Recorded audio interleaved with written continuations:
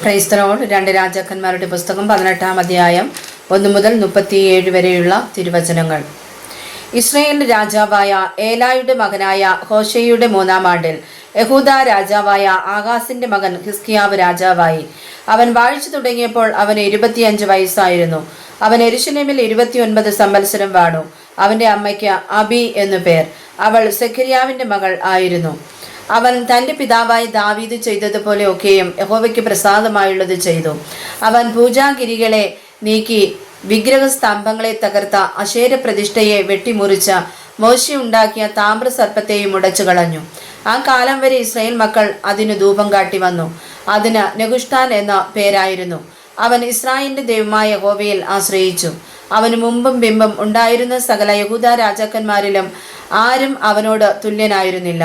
അവൻ യഹോവയോട് ചേർന്നിരുന്ന് അവനെ വിട്ടു പിന്മാറാതെ യഹോവ മോശെയോട് കൽപ്പിച്ച അവന്റെ കൽപ്പനകളെ പ്രമാണിച്ചു നടന്നു. യഹോവ അവനോട് കൂടെ ഉണ്ടായിരുന്നു.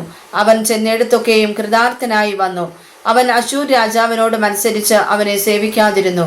അവൻ ഫെലിസ്ത്യരെ ഗസയോളം തോൽപ്പിച്ചു. കാവൽക്കാരുടെ ഗോപുരം മുതൽ ഉറപ്പുള്ള പട്ടണം വരെയുള്ള അതിന്റെ പ്രദേശത്തെ ശൂന്യമാക്കി കളഞ്ഞു. ഇസ്രായേൽ രാജാവായ ഏലായുടെ മകൻ ഹോശേയുടെ 7-ാം ആണ്ടായി ഹിസ്കിയാ രാജാവിന്റെ 4-ാം ആണ്ടിൽ അശൂർ രാജാവായ ശൽമനേസർ ശമരിയുടെ നേരെ പുറപ്പെട്ടു വന്ന് അതിനെ നിരോധിച്ചു. 3 സംവത്സരം കഴിഞ്ഞ ശേഷം അവർ അത് പിടിച്ചു. ഹിസ്കിയാവിന്റെ 6-ാം ആണ്ടിൽ ഇസ്രായേൽ രാജാവായ ഹോശേയുടെ 9-ാം ആണ്ടിൽ തന്നെ ശമരിയ പിടിക്കപ്പെട്ടു. അശൂർ രാജാവ് ഇസ്രായേലിനെ അശൂരിലേക്ക് പിടിച്ചുകൊണ്ടുപോയി ഹലഹിലും ഗോസാൻ നദീതീരത്തുള്ള ഹാവോരിലും മേദ്യരുടെ പട്ടണങ്ങളിലും പാർപ്പിച്ചു. അവർ തങ്ങളുടെ ദൈവമായ യഹോവയുടെ ശബ്ദം കേട്ടനുസരിക്കാതെ അവന്റെ നിയമവും യഹോവയുടെ ദാസനായ മോശെ കൽപ്പിച്ചതൊക്കെയും ലംഘിച്ചു കളകയാൽ തന്നെ അവർ അത് കേൾക്കുകയോ അനുസരിക്കുകയോ ചെയ്തിരുന്നില്ല.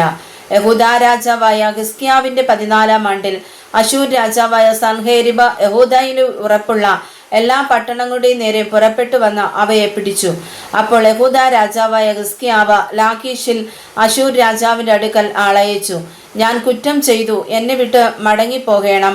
നീ എനിക്ക് കൽപ്പിക്കുന്ന പിഴ ഞാൻ അടച്ചുകൊള്ളാം എന്ന് പറയിച്ചു. അശൂർ രാജാവ് യഹൂദ രാജാവായ ഹിസ്കിയാവിന് 300 താലന്ത് വെള്ളിയും 30 താലന്ത് പൊന്നും പിഴ കൽപ്പിച്ചു. ഹിസ്കിയാവ് യഹോവയുടെ ആലയത്തിലും രാജധാനിയിലെ ഭണ്ഡാരത്തിലും കണ്ട വെള്ളിയൊക്കെയും കൊടുത്തു. ആ കാലത്ത് യഹൂദ രാജാവായ ഹിസ്കിയാവ് യഹോവയുടെ മന്ദിരത്തിന്റെ വാതിലുകളിലും കട്ടിളകളിലും താൻ പൊതിഞ്ഞിരുന്ന പൊന്നും പറിച്ചെടുത്ത് അശൂർ രാജാവിന് കൊടുത്തയച്ചു.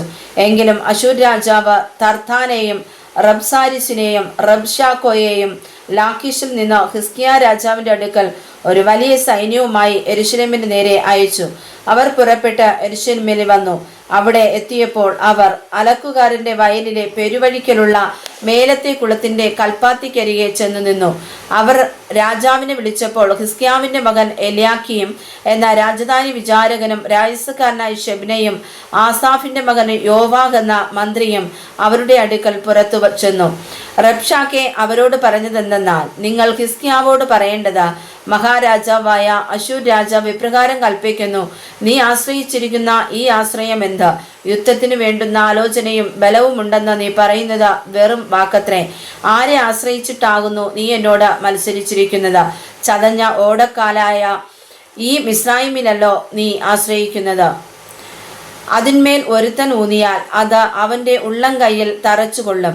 മിസ്രയീം രാജാവായ ഫറവോൻ തന്നിൽ ആശ്രയിക്കുന്ന ഏവർക്കും അങ്ങനെ തന്നെ ആകുന്നു. അല്ല, നിങ്ങൾ എന്നോട് ഞങ്ങളുടെ ദൈവമായ യഹോവയാൽ ഞങ്ങൾ ആശ്രയിക്കുന്നു എന്ന് പറയുന്നുവെങ്കിൽ അവന്റെ പൂജാഗിരികളും യാഗപീഠങ്ങളും ഹിസ്കിയാവ് നീക്കിക്കളഞ്ഞിട്ടില്ലല്ലോ. യഹൂദായോടും യെരൂശലേമിനോടും യെരൂശലേമിലുള്ള ഈ യാഗപീഠത്തിന്റെ മുമ്പിൽ നമസ്കരിപ്പിൻ എന്ന് കൽപ്പിച്ചത് ആകട്ടെ എൻ്റെ യജമാനനായ അശൂർ രാജാവുമായി വാതുകെട്ടുക. നിനക്ക് കുതിരച്ചേവകരെ കയറ്റുവാൻ കഴിയുമെങ്കിൽ ഞാൻ നിനക്ക് 2000 കുതിരയെ തരാം. നീ പിന്നെ എങ്ങനെ എൻ്റെ യജമാനന്റെ എളിയ ദാസന്മാരിൽ ഒരു പടനായകനെയെങ്കിലും മടക്കും? രഥങ്ങൾക്കായിട്ടും കുതിരച്ചേവകർക്കായിട്ടും നീ മിസ്രയീമിൽ ആശ്രയിക്കുന്നുവല്ലോ. ഞാൻ ഇപ്പോൾ ഈ സ്ഥലം നശിപ്പിപ്പാൻ യഹോവയെ കൂടാതെയോ അതിൻ്റെ നേരെ പുറപ്പെട്ടു വന്നിരിക്കുന്നത്? യഹോവ എന്നോട് ഈ ദേശത്തിന്റെ നേരെ പുറപ്പെട്ടു ചെന്ന് അതിനെ നശിപ്പിക്ക എന്ന് കൽപ്പിച്ചിരിക്കുന്നു. അപ്പോൾ ഹിൽക്കിയാവിന്റെ മകനായ എല്യാക്കീമും ശെബ്നയും യോവാഹും റബ്ഷാക്കയോട്, അടിയങ്ങളോട് ആരാം ഭാഷയിൽ സംസാരിക്കണമേ, അത് ഞങ്ങൾക്കറിയാം. മതിലിന്മേലുള്ള ജനം കേൾക്കെ ഞങ്ങളോട് യഹൂദ ഭാഷയിൽ സംസാരിക്കരുതേ എന്ന് പറഞ്ഞു. റബ്ശാക്കെ അവരോട്, നിന്റെ യജമാനനോടും നിന്നോടും ഈ വാക്ക് പറവാനോ? എൻ്റെ യജമാനൻ എന്നെ അയച്ചിരിക്കുന്നത് നിങ്ങളോട് കൂടെ സ്വന്തം മലം തിന്നുകയും സ്വന്തം മൂത്രം കുടിക്കുകയും ചെയ്യുവാൻ മതിലിന്മേൽ ഇരിക്കുന്ന പുരുഷന്മാരുടെ അടുക്കലല്ലയോ എന്ന് പറഞ്ഞു. അങ്ങനെ റബ്ശാക്കെ നിന്നുകൊണ്ട് യഹൂദ ഭാഷയിൽ ഉറക്കെ വിളിച്ചു പറഞ്ഞതെന്തെന്നാൽ, മഹാരാജാവായ അശൂർ രാജാവിന്റെ വാക്ക് കേൾപ്പിൻ. രാജാവ് ഇപ്രകാരം കൽപ്പിക്കുന്നു, ഹിസ്കിയാവ് നിങ്ങളെ ചതിക്കരുത്. നിങ്ങളെ എൻ്റെ കയ്യിൽ നിന്ന് വിടുവിപ്പാൻ അവന് കഴിയുകയില്ല.